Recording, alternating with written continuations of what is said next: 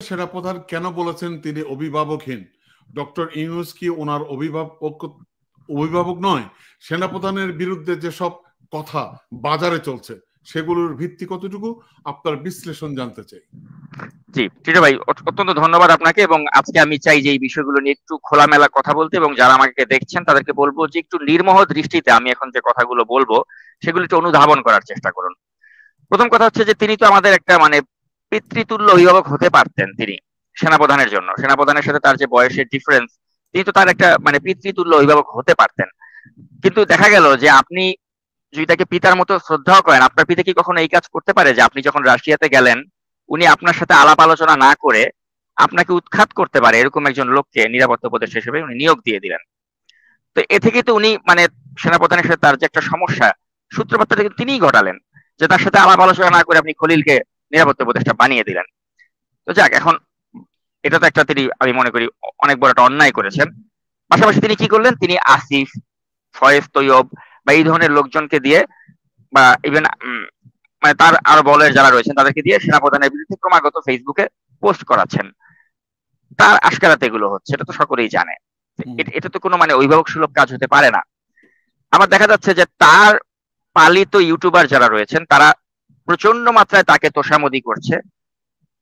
আবার at the same time তারা general ওয়াকারুজ্জামানকে প্রচন্ড ভাবে গালাগালি করছে, এবং তারা, আমরা এটাও জানি যে তারা চাচ্ছে যে জেনারেল ওয়াকারুজ্জামানকে সরিয়ে এখানে লেফটেন্যান্ট জেনারেল কামরুলকে বসাতে। এখন এই বিষয়গুলো তো আসলে ওপেন সিক্রেট হয়ে গেছে, একদম ওপেন সিক্রেট। এগুলো আপনি তো গোপন রাখতে পারেননি, এগুলো এখন সকলের মুখে মুখে, সকলেই জানে এই বিষয়গুলো। তো এটার মাধ্যমেই তো আপনি সেনাপ্রধানের সাথে আপনার যে একটা দ্বন্দ্ব, এটা বাজারে প্রকাশ্যে চলে এসেছে, উইচ ইজ ভেরি আনফরচুনেট। এতদিন তাও সেটা একটু গোপনে গোপনে ছিল, আপনি প্রকাশ্যে এনে ফেললেন বিষয়টা।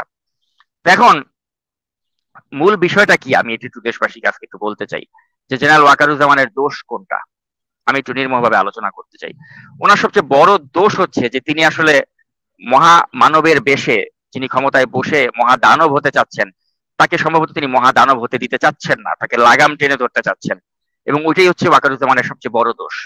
তিনি যদি বলতেন যে না স্যার, আপনি ক্ষমতায় 5 বছর না 10 বছর থাকেন, নির্বাচন হবে না, আপনি দেখতেন তাহলে ওয়াকারুজ্জামানই তার কাছে ভালো ছিল। ওয়াকারুজ্জামানকে তখন আর তার এই সরাবার জন্য বা উৎখাতের জন্য এই কুটচালগুলি করা লাগতো না। এবং জেনারেল ওয়াকারুজ্জামানের সবচেয়ে বড় দোষ হচ্ছে যে তিনি একজন সেনাবাহিনীর মানুষ হওয়ার সত্ত্বেও তিনি গণতন্ত্রের ভাষায় কথা বলছেন, নির্বাচনের তাগিদ দিচ্ছেন।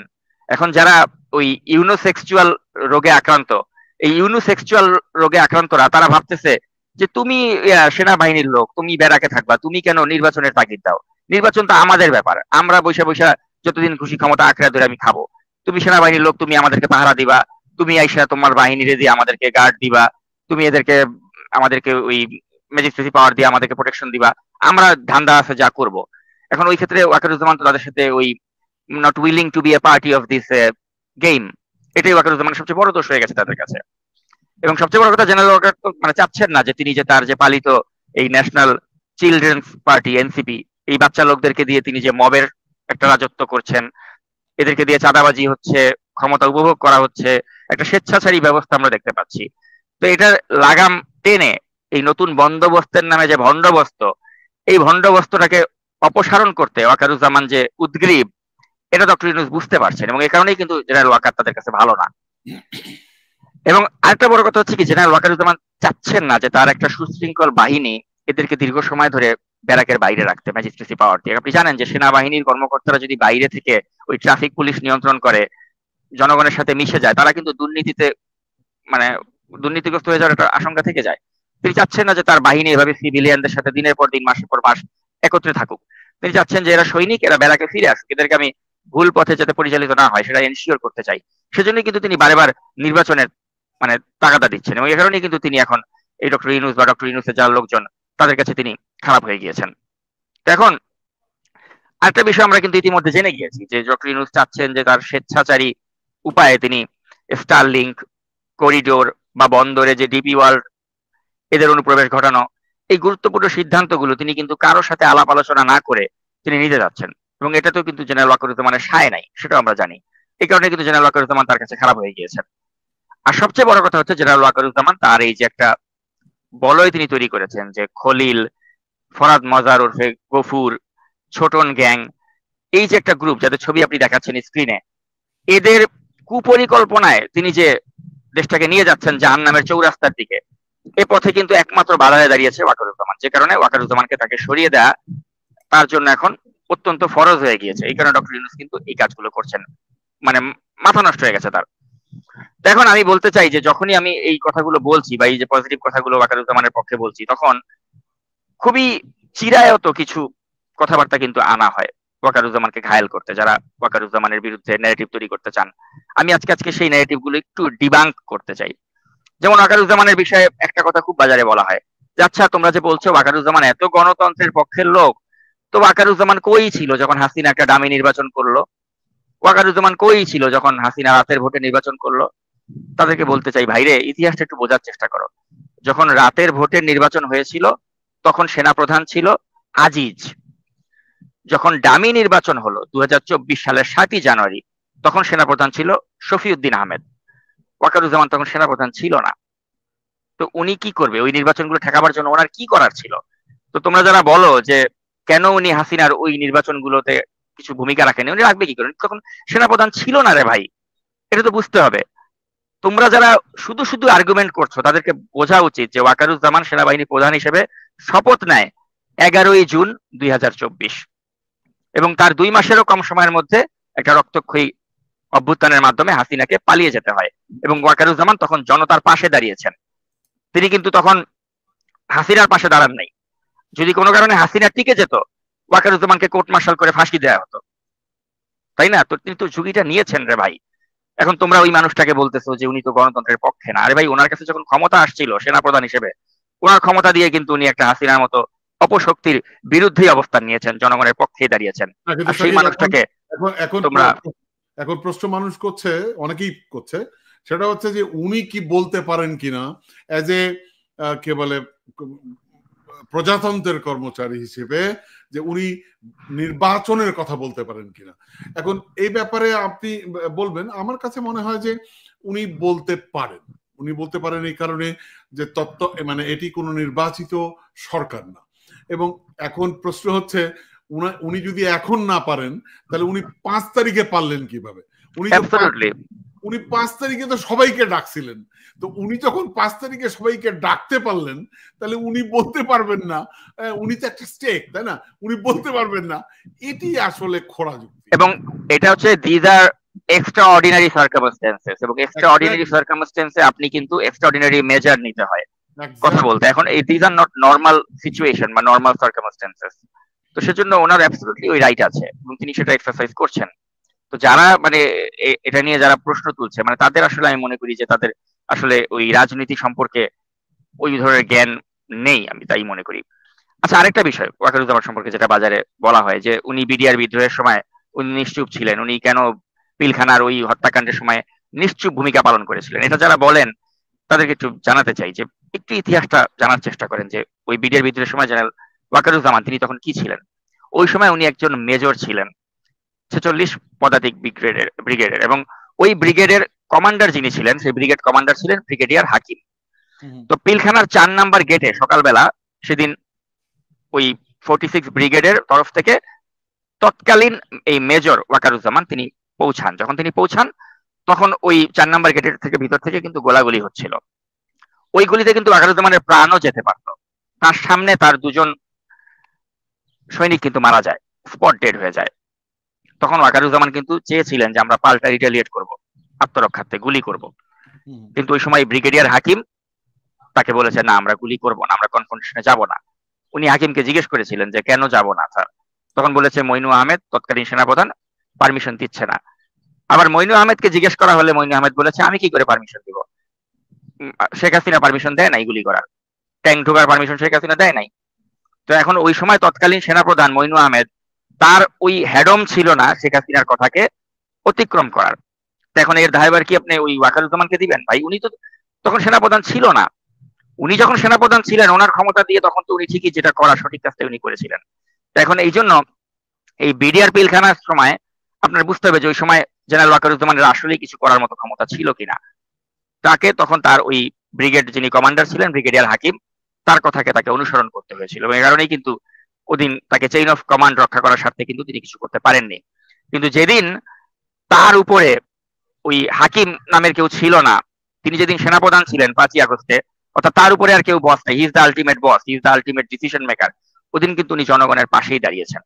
তো সেজন্য যারা ওয়াকারুজ্জামানকে সমালোচনা করেন তাদেরকে আমি বলবো যে ভাই, আমাকে সমালোচনা করার আগে, ওয়াকারুজ্জামানকে সমালোচনা করার আগে এই বিষয়গুলো একটু পড়াশোনা করো না। তোমাকে একটা অনলাইনের থেকে একটা গুজববাজ আইসা বইলা দিল ওয়াকার বিডিআর বিদ্রোহের সময় তো কিছু করে নাই, মানে এই যেভাবে ওয়াকার তো করে নাই, ওয়াকার কেন করে নাই, যেভাবে স্টাইল আছে না, ওয়াকার কেন করলাম না তুমি, ওয়াকার তুমি কি করছো, ওয়াকার বিডিআর বিদ্রোহের সময় তোমার বাইরে মরছে, ওয়াকার তুমি কি করছো। এখন কথা হচ্ছে এই যে যখন এইভাবে সুন্দর সুন্দর লাগে বলতে, আপনি একটা আঞ্চলিক ভাষায় এভাবে হাত নাড়ায় নাড়ায় ওয়াকার তুমি বিডিআর বিদ্রোহের সময় কি করছিলা, তখন কথা হচ্ছে শুনতে খুব মজা লাগে। কিন্তু আপনাকে তো জানতে হবে যে আসল প্রেক্ষাপটটা কি ছিল। যে ওই সময় তো ওয়াকারুজ্জামান তো আসলে তিনি তো ব্রিগেড কমান্ডার ছিলেন না 46 ব্রিগেডের, তার কমান্ডিং অফিসার যিনি ছিলেন তার কথার বাইরে যাওয়ার তার কোনো সুযোগই ছিল না। কিন্তু যেদিন সুযোগ ছিল সেদিন তিনি জনগণের পাশেই দাঁড়িয়েছিলেন। এবার আরেকটা বিষয় আমি বলতে চাই, যে জেনারেল ওয়াকারুজ্জামান সম্পর্কে বলা হয় যে উনি ওই 626 জনকে তিনি কেন রক্ষা করলেন হাসিনার দোসরদেরকে। তো এখন কিন্তু তিনি ওই তালিকা প্রকাশ করে দিয়েছেন ইতিমধ্যে। আপনি দেখেছেন যেখানে মাত্র 24 জন আওয়ামী লীগের রাজনৈতিক নেতাকর্মী ছিল, বাকি 5 জন ছিল বিচারক, 19 জন অসামরিক যারা প্রশাসনের কর্মকর্তা, আর 515 জন ছিল পুলিশ কর্মকর্তা। তো এখন তো পুরো তালিকাই উনি প্রকাশ করে দিল। তো এখনো কি আপনি বলবেন যেখানে 626 জনের সবাই আওয়ামী লীগের দোসর ছিল? এখানে অনেকে আছে জনগণের রোশানলে ব্রেন নেই, মব জাস্টিস হয়ে মারা যেত, ওই মব ভায়োলেন্স হয়ে মারা যেত। তো সেজন্য উনি তো মনে করেছেন যে এদের প্রাণে বাঁচাবার জন্য একটা পদক্ষেপ নিলাম। এখন হ্যাঁ, এই পদক্ষেপটাতে আপনি হয়তো খুশি হতে পারেন, নাও হতে পারেন। আমি তো সবসময় বলি যে ভাই, একটা মানুষের সমস্ত ডিসিশন আপনার পছন্দ হবে তা তো না। শহীদ রাষ্ট্রপতি জিয়াউর রহমান তিনি জাতির ক্রান্তিকালে তিনি অনেক গুরুত্বপূর্ণ সিদ্ধান্ত নিয়েছেন, তাকে আমরা অত্যন্ত ভালোবাসি, শ্রদ্ধা করি। কিন্তু তার আমলেও তো দেশের শান্তি শৃঙ্খলা বজায় রাখার জন্য তাকে কিন্তু অনেক মানুষকে ফাঁসি দিতে হয়েছিল, অনেক সৈনিককে তিনি ফাঁসি দিয়েছেন। আপনি বা আমি হয়তো এটা সমালোচনা করতে পারি যে আচ্ছা, জিয়াউর রহমান এত নির্দয়ের মতো এত মানুষকে ফাঁসি দিলেন কেন, কিন্তু তখনকার প্রেক্ষাপটে হয়তো তার কাছে মনে হয়েছিল যে ওই কাজটা তাকে করা উচিত ছিল, তিনি করেছেন। ঠিক একইভাবে জেনারেল ওয়াকারুজ্জামান, তার হয়তো মনে হয়েছে যে 5ই আগস্টের পরে 626 জনকে আমি শেল্টার দেওয়াটা আমার উচিত হবে, তিনি করেছেন। এখন এই সিদ্ধান্ত আপনি মানতেও পারেন, নাও মানতে পারেন, আপনার কাছে ভালো লাগতেও পারে, নাও লাগতে পারে। কিন্তু আপনি একটা মানুষকে যখন যাচাই করবেন বা একটা মানুষকে নিয়ে যখন অ্যানালাইসিস করবেন, আপনাকে ইন টোটালিটি দেখতে হবে যে এই লোকটার কতগুলো সিদ্ধান্তকে আমি ভালোবাসি, কতগুলো সিদ্ধান্তকে আমি ঘৃণা করি। তো আপনি দেখবেন যে হ্যাঁ, জেনারেল ওয়াকারুজ্জামানের আপনি এই 626 জনের বিষয়টাকে হয়তো আপনার পছন্দ নাও হতে পারে, কিন্তু ইন জেনারেল যখন আপনি ওয়াকারুজ্জামান সম্পর্কে আলোচনা করবেন, আপনি দেখবেন যে তার অধিকাংশ সিদ্ধান্তই কিন্তু আপনি ভালো লাগার মতো। হয়তো 626 জনকে তিনি আশ্রয় দিয়েছেন, ওই সিদ্ধান্তটা আপনার ভালো নাই লাগতে পারে, কিন্তু বাদ বাকি ইস্যুগুলোতে আপনি দেখুন তিনি যা সিদ্ধান্ত নিয়েছেন, একটাও কি আমাদের গণতন্ত্রের মানে পক্ষে ছিল না, একটাও কি আমাদের দেশের বিরুদ্ধে ছিল, সব তো দেশের পক্ষে, জনগণের পক্ষে। এবং এই কারণেই কিন্তু আপনি দেখবেন যে যত ষড়যন্ত্রই তার বিরুদ্ধে করা হচ্ছে না কেন কেন দিন শেষে কিন্তু এই ষড়যন্ত্রকারীরা সফল হতে পারছে না। কারণটা কি? কারণ জেনারেল ওয়াকারুজ্জামানের তার বাহিনীর ভিতরে অত্যন্ত বড় গ্রহণযোগ্যতা রয়েছে। যদি গ্রহণযোগ্যতা না থাকতো, যদি অ্যাকসেপ্টেবিলিটি না থাকতো, তাহলে এতক্ষণে কিন্তু এই খলিল বা এই গফুর, এই চক্রটা, তারা কিন্তু এতক্ষণে ওয়াকারুজ্জামানকে হটিয়ে দিয়ে ওই ইউটিউবের যারা যোদ্ধা আছে, যারা এইভাবে ভিডিও বানায় ওয়াকার আজকেই জয় বাংলা, এই জয় বাংলা আজকেই করে দিতে ওয়াকারুজ্জামানের। তারা কেন জয় বাংলা করতে পারতেছে না? কারণ তারা জানে যে ওয়াকারুজ্জামানের সেনাবাহিনীর ভিতরে এতটাই গ্রহণযোগ্যতা রয়েছে যে আমি চাইলে এখানে বৈশা, আমি প্যারিসে বৈশা তাকে জয় বাংলা করতে পারবো না, কারণ সেনাবাহিনীর ভিতরে তার ওই লেভেলের গ্রহণযোগ্যতা রয়েছে। প্রত্যেকটা সৈনিক মৃত্যুর জন্য রেডি আছে যে ওয়াকারুজ্জামানকে সরাবার আগে আমাদেরকে মাইরা তারপর তোমরা ওয়াকারুজ্জামানকে সরাও সেনাপ্রধানের পদ থেকে। তো এটা হচ্ছে বাস্তবতা। কিন্তু আপনি প্যারিসে বসে তো আসলে বাস্তবতাটা বুঝবেন না যে সেনাবাহিনীর ভিতরে ওয়াকারুজ্জামানকে নিয়ে কি ধরনের সেন্টিমেন্ট রয়েছে সৈনিকদের বা অফিসারদের। আপনি ওটা না বুঝার কারণেই আপনি চাচ্ছেন যেখানে খলিলের মতো একটা বাস্টার্ডকে বসায়া ওই বাস্টার্ডকে দিয়ে আপনি ওই লেফটেন্যান্ট জেনারেল কামরুলকে দিয়ে ওয়াকারকে রিপ্লেস করবেন। এই দিবা স্বপ্ন দেখতে গিয়ে আপনি এই যে একটা বিভাজনের সংস্কৃতি তৈরি করে দিলেন, এই যে ডক্টর ইউনূসের সরকারের সাথে সেনাবাহিনীর একটা ডিরেক্ট কনফ্রন্টেশন করায় দিলেন, আমি মনে করি এটা দীর্ঘমেয়াদে কিন্তু আমাদের দেশ জাতির জন্য একটা অপূরণীয় ক্ষতি হয়ে গেল। এবং এই সরকারটার কিন্তু মানে টিকে থাকাটাকে মুশকিল করে দিল, বা সম্ভাবনাটাকে কিন্তু অনেক প্রশ্নবিদ্ধ করে দিল। জনগণের মাঝে কিন্তু এই সরকারের মানে স্থায়িত্ব নিয়ে একটা প্রশ্নের অবতারণা করে দিল। তো সেজন্য আমি এই বিষয়টা আমি র্যাপ আপ করবো এটা বলেই যে আপনারা যদি কাউকে সমালোচনা করেন ভাই, বস্তুনিষ্ঠ সমালোচনা করেন। এই যে জেনারেল ওয়াকারুজ্জামানকে নিয়ে আপনারা যে সমালোচনাগুলো করছেন, এগুলো কি একটাও ধোপে টিকে? এই যে তাকে যে বিডিআর বিদ্রোহের সাথে তাকে জড়িত করছেন, বা এই যে আপনারা যে তাকে বলছেন যে তিনি কেন হাসিনার বিরুদ্ধে, হাসিনার অগণতান্ত্রিক নির্বাচনের বিরুদ্ধে সোচ্চার হন নাই। আরে ভাই, ওই সময় তো উনি ছিলই না সেনাপ্রধান, সেনাপ্রধান ছিল শফিউদ্দিন। ডামি নির্বাচনের সময়। উনি সেনাপ্রধান হয়েছে ওই ডামি নির্বাচনের কত মাস পরে গিয়ে, 5 মাস 6 মাস পরে গিয়ে হয়েছে। তো এখন আপনি ইতিহাস জানবেন না, কিচ্ছু জানবেন না, একটা প্যারিস থেকে বা আমেরিকা থেকে একটা লোক এসে আপনার একটা বয়ান দিয়ে দিল, আপনি ওইটাই বিশ্বাস করে লাফাবেন, চিলে কান নিয়ে গেছে বইলা। তো ইটস ভেরি স্যাড। তো এই জন্য যারা আমাকে দালাল বলে গালি মারছেন, কচু খেতি বলে গালি মারছেন, আমি আপনাদেরকে বিনয়ের সাথে বলবো, ভাইরে আমার গালি মারার আগে তোমরা একটু ইতিহাস নিয়ে পড়াশোনা করো। জেনারেল ওয়াকারুজ্জামানের বিডিআর বিদ্রোহের সময় কি ভূমিকা ছিল এটা নিয়ে স্টাডি করো। উনি ডামি নির্বাচনের সময় কি ভূমিকা ছিল এটা স্টাডি করো। 5ই আগস্টে উনি কি ভূমিকা রেখেছিল ওগুলো একটু স্টাডি করো। তারপরে নিজের বিবেককে, নিজের মাথাকে খাটায় বলো যে ভাই এই লোকটা কি আমার দেশের শত্রু নাকি এই লোকটা আমার দেশের ভালো চায়।